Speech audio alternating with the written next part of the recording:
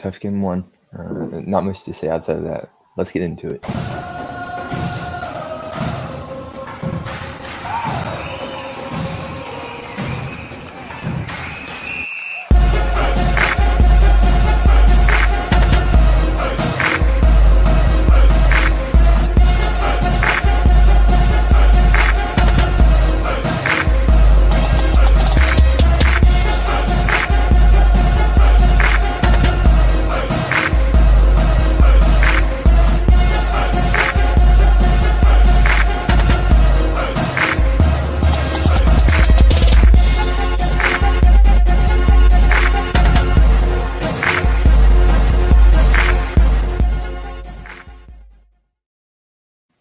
Not a great start to the NLDS for the Braves as they dropped game one 2-1 to the Brewers. Played out very similarly to how I said it was going to play last night. Low scoring. The Braves looked behind on so much of the high velocity pitches, and they clearly just weren't used to playing against super high quality pitchers. They've been hitting batting practice for like almost a week now, so hard to make that adjustment right away. Don't sweat it. It's what I thought it would do. And hopefully the offense will be better tomorrow. Exactly. And you just need the offense to wake up. You saw signs of it. Like, just dumb mistakes killed it once again. Top of the first, obviously a huge example. You get Freeman and Soler to draw a walk. And then Albies grounds into a double play. As he hits an unassisted one to the first baseman, who throws home and gets Soler out at home. Freeman does advance to third on the wild pitch, so Riley does have another chance to drive in a run, but he strikes out. Riley clearly was not himself today. Did get a hit in the ninth, but not much else really to say about that. He was not a great day. And then the bottom of the first, Morton looked phenomenal, struck out the side, and can't really say much more about Morton today outside of he looked amazing. He did everything you asked him to. He gave you 6 innings. He only gave up 2 runs off of 1 mistake. And without getting the benefit of calls that Burns and the other Brewers pitchers did, he did a phenomenal job. Braves suck, Yankees suck. Martin's going to get the first pick. Hey, go and waste that first pick. The Braves and Yankees will enjoy their postseason experience.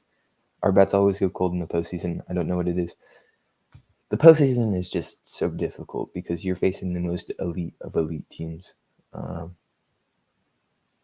so you're not really surprised that bats go cold. You faced a potential Cy Young winner who will definitely end up getting votes and potentially being a winner or a top 3 finisher this year. So it's not like ultimately that surprising that you didn't score a lot, but it really is what it is. In the second, you get Duvall striking out. Duvall, like Riley, did not look himself at all today. It was rough watching him up at bat. Felt like either first pitch he was grounding into a fielder's choice or just a 4-3, 5-3, or it felt like he was just striking out. Duvall struggles, and obviously he says he's wanted it because obviously last year losing him in the NLCS in game 1 hurt when he tweaked his back and couldn't come back, and so that really sucked. But he just does not look good. Darno drew a walk in the second. Lots of walks drawn. You get Burns' pitch count up to like 40 something. I think it's like 42 after 2 innings, which felt like you were on the right track. But some quick innings really let him go deeper than he probably should have. And then Swanson ended that inning grounding into a fielder's choice. And once again, another 1-2-3 inning for Morton. Ground out and 2 strikeouts. Morton's pitches today were phenomenal. His fastball had life to it, and he I'm not sure if he ever hit 98, but he stayed at 97 very consistently, it was just nice to see from the 34-year-old. Have to win tomorrow, yes, 100%. You have to still win in Milwaukee. And if you don't win tomorrow, You're not in a great place, but you just have to defend home and then win in Game 5, which is impossible to do. But winning 3 straight against this Brewers pitching staff will be difficult task for even the best of offenses to achieve. But yeah, winning tomorrow is a huge point of emphasis. Top of the third, Soler hit a fly ball way out to the warning track. Man crushes everything, and it just feels like so often the Braves just don't they get enough of it where it seems like it might go out, but it just dies at the warning track. Feels like it's been that way for years with the Braves, so which sucks, but it is what it is. Morton, I blanked on his name there. Tired. Not a 1-2-3 inning. He gave up a single at the first hit of the game in the bottom of the third, but he shut down the rest of the lineup that inning and escaped damage, and that's what he continued to do, obviously, until the 7th inning. Really, nothing really significant truly happens until the 5th, where Rosario leads off with a bloop single, and everyone's thinking, oh, you can do your bloop and a blast. You can maybe string a couple hits together and maybe bunt someone over if the Braves were to ever bunt someone over. But that ends pretty quickly. Darno grounds into a double play, which I feel like I said this a lot about himself, but he did not look like himself today. And Swanson followed that up with a single. Good job of flipping the lineup around, making sure you could lead off the inning with Soler instead of Morton. It didn't really matter at all, though, unfortunately. And then in the 5th and 6th, you kind of started to see Morton. His locations weren't as on. Just wasn't pitching as strongly as he had been the first 4 innings. And not as much in the 5th, but especially in the 6th, you could see that. And it definitely makes you wonder why Snicker ran him out there for the 7th, seeing as obviously we've seen Morton face the 3rd time through the order. You saw the stats presented by whatever TBS today. And you watched his previous outings that he's thrown this year. His 3rd time through the order, and especially once he hits that 7th inning, it gets rough for Morton. And you wonder why Snicker does that. Seeing as he's obviously one of those managers who analytics are not great. He never really uses analytics too much until he did in the 9th, which I thought was dumb, but I'll get to that in a minute. But it makes you wonder why Jackson wasn't up throwing earlier. Obviously, you have to get 3 innings of production. You hope to get one of those from Morton, but you didn't. In the 6th, he walks Vogelbach and then on 4 pitches, and then starts out Colton Wong with 2 balls and kind of gets bailed out of that at bat by a fly out on the 3rd pitch. Pretty solid 95 fastball up and away, but not great. And you can definitely see him missing his spots. And then you get the fly out from Adams and Yelich fouled out. But it's mind-boggling why Snicker doesn't see that. I'm sure Kranitz talked to Morton, and Morton probably said he would go another inning. But it's just, you see that drop-offs, and it makes you question how much does Snicker really understand his pitchers. And then the 7th, grind out for the Braves. And the Braves just were a brutal team to watch today. And then in the 7th, you get in front of Garcia 0-2, and then you let him back into the count with a couple balls. Yeah, exactly. Why do you take Rosario out for Garcia? It makes no sense to me. But I will get to that in a second. Garcia gets hit by the pitch up and in around the wrist, and then Rowdy Tellez just launches one dead center 411 feet. And at that point, I would say most Braves fans, understanding how the Braves offense has functioned in the postseason and how they had functioned today, I think they understood that the game was practically over at that point. Because 2 runs, especially against this Brewers bullpen, is so difficult to come back against. Then Jackson gives up the single, but gets a double play and then a ground out to end that inning. I don't know why Luke Jackson wasn't in to start the 7th or why he wasn't in when Garcia got hit.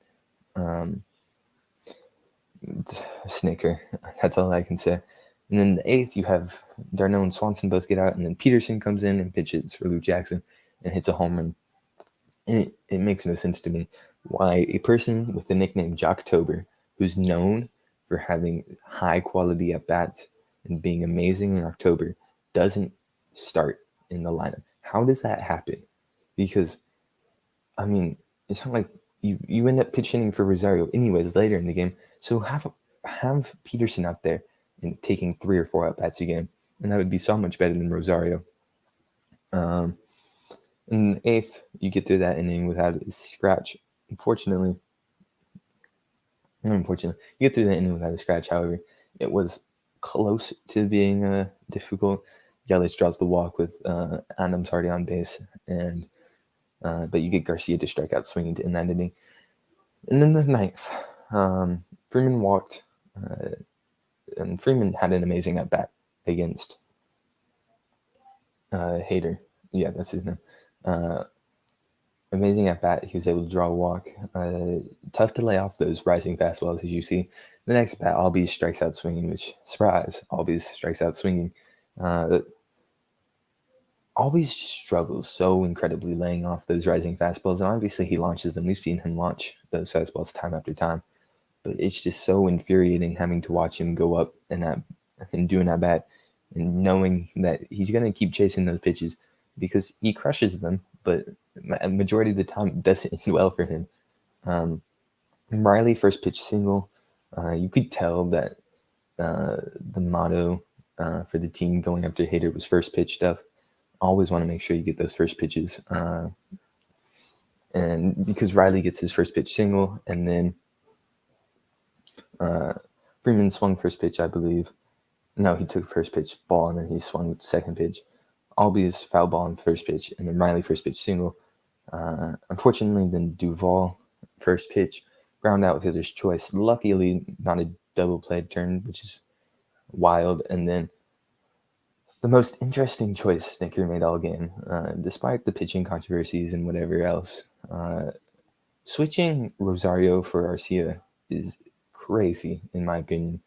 Arcia below the Mendoza line this season, doesn't really have that too much experience, been a AAA player for nearly a decade, it feels like. And he looked overmatched, really. He struggled. He did do a great job at fouling off 98 up and in, which I don't know how he did that. But obviously you're playing for the righty-lefty matchup. But you traded for Rosario. You know Rosario can get big hits. I don't know why you take him out there, obviously. I do know why because of analytics, but it just doesn't make sense to me. If we lose the series, does Liberty Media finally open the checkbook? I hope so, because I don't know how much longer I can last being a Braves fan and having a payroll that ranks middle of the league when we're constantly in the top 10, top 5 in attendance, we're whatever, second in attendance this season. We have Truist Park. We have a battery that's bringing in money even when it's not in season. So it would be nice to see Liberty Media finally open the checkbook and have a higher payroll, or open the checkbook and sell the team, depending on whichever one you want. But ultimately, I just missing Ted Turner because he was willing to pay whatever it took to win. There's a reason that we went to 5 World Series and won 14 straight divisions in the 90s. It's because Ted Turner paid the players on his team that were good enough and wanted to be paid, because he was able to keep around the 3 best pitchers, not the 3 best pitchers, but 3 out of whatever the 7 best pitchers in the 90s, keep them on one team for almost a decade. That's crazy. But he opened his pockets and did it. So we clearly see it's possible. The Dodgers do it. The Yankees do it. And if you have an owner that cares about winning, they'll do it. The Phillies and Mets spend crazy amounts of money to be mediocre every year.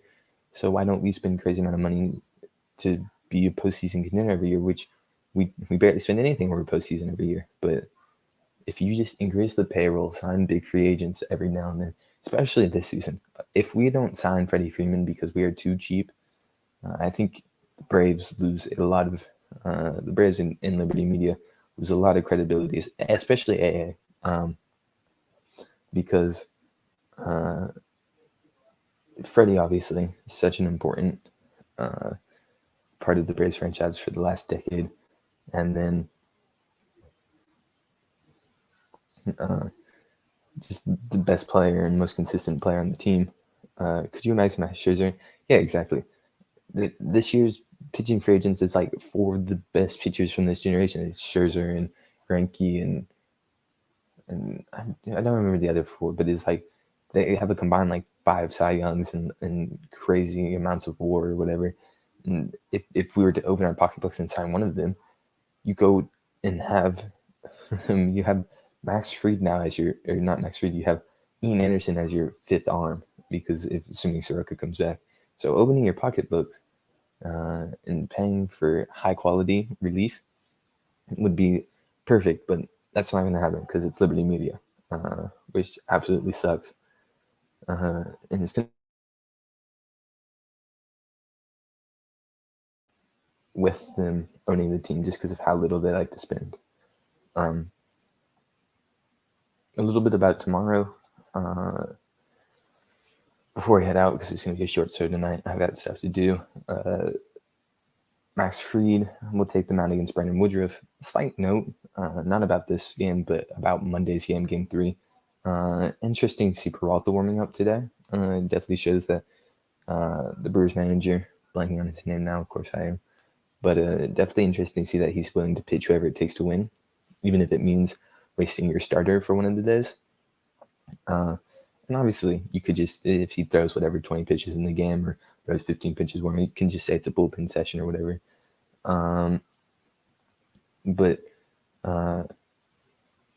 Yeah, Freddie doesn't resign. It's a complete failure for the ownership as a whole, completely, entirely, and not even ownership, AA, State Care, the clubhouse, pretty much.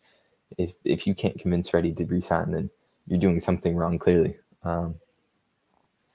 So tomorrow, obviously, you have Fried taking the mound. You feel good about Fried with any game, especially recently. Couple complete games, Maddox's, and just absolutely shoving. And also of note is that him and Anderson were hurt throughout the year, so they do not have the same amount of innings piled up on them as other pitchers, including these Brewers pitchers. So it will be interesting to see how that plays out.